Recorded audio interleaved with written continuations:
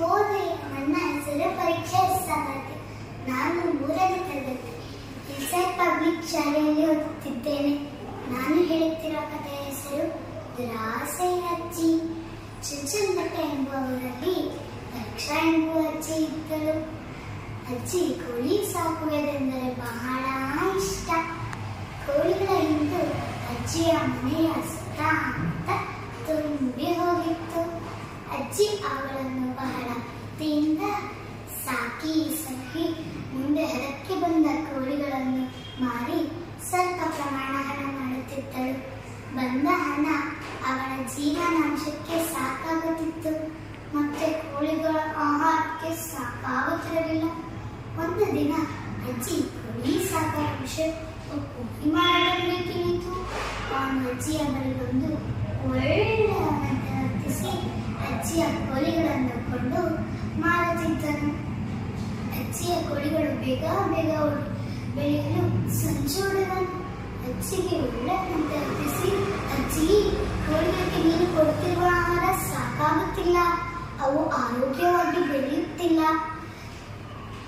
ಅಜ್ಜಿ ಮಕ್ಕಳಿಗೆ ಹೇಗೆ ಇಂಜೆಕ್ಷನ್ ಕಾಲಕ್ಕೂ ತಂದೆ ತಾಯಿ ಕೊಡಿಸುತ್ತಾರೋ ಹಾಗೆ ಕೋಳಿಗಳಿಗೂ ಇಂಜೆಕ್ಷನ್ ಕೊಡಿಸಿದರೆ ದಷ್ಟಪುಷ್ಟವಾಗಿ ಬೆಳೆಯುತ್ತದೆ ಎಂದ ಮಾತನ್ನು ಅಜ್ಜಿಯು ಒಪ್ಪಿಕೊಂಡು ಕೋಳಿಗಳಿಗೆ ಸ್ಟೆರಾಯ್ಡ್ ಇಂಜೆಕ್ಷನ್ ಅನ್ನು ಹಾಕಿ ಬೆಳೆಸಿ ಮಾರತೊಡಗಿದಳು. ಹಣ ಹೆಚ್ಚಾದ್ದರಿಂದ ಅಜ್ಜಿಗೆ ಹಿಂದೆ ಮುಂದೆ ಯಾರೂ ಇರಲಿಲ್ಲ ಎಂದು ಹಣವನ್ನು ಅನಾಥಾಶ್ರಮಕ್ಕೆ ಕೊಡಲು ಹೋದಾಗ ನೋಡಿದಳು.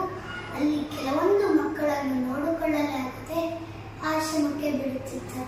ಅಲ್ಲಿ ಇದ್ದ ಒಬ್ಬ ಶಿಕ್ಷಕಿಯನ್ನು ಕರೆದು ಕೇಳಿದಾಗ ಮಕ್ಕಳು ಕಲಬೆರಕೆಗೆ ಒಳಗಾಗಿ ನೋಡಿಕೊಳ್ಳಲು ಆಶ್ರಮಕ್ಕೆ ಕಳಿಸುತ್ತಿದ್ದಾರೆ ಎಂದ ಮಾತನ್ನು ಅಜ್ಜಿ ಕೇಳಿಸಿಕೊಂಡು ಈಗ ತುಪ್ಪಕ್ಕೆ ವನಸ್ಪತಿ, ಸಕ್ಕರೆಗೆ ಸಲ್ಫರ್, ಬಿಸ್ಕೆಟ್ಗೆ ಮೈದಾ, ಈಗಂತೂ ಕೋಳಿಗಳಿಗೆ ಸ್ಟೆರಾಯ್ಡ್ ಇಂಜೆಕ್ಷನ್ ಅನ್ನು ಹಾಕುತ್ತಿದ್ದಾರೆ. ಅಜ್ಜಿ ಅದನ್ನ ಕೇಳಿಸ್ಕೊಂಡು ಬಹಳ ದುಃಖಿತಾಗುತ್ತಾಳೆ.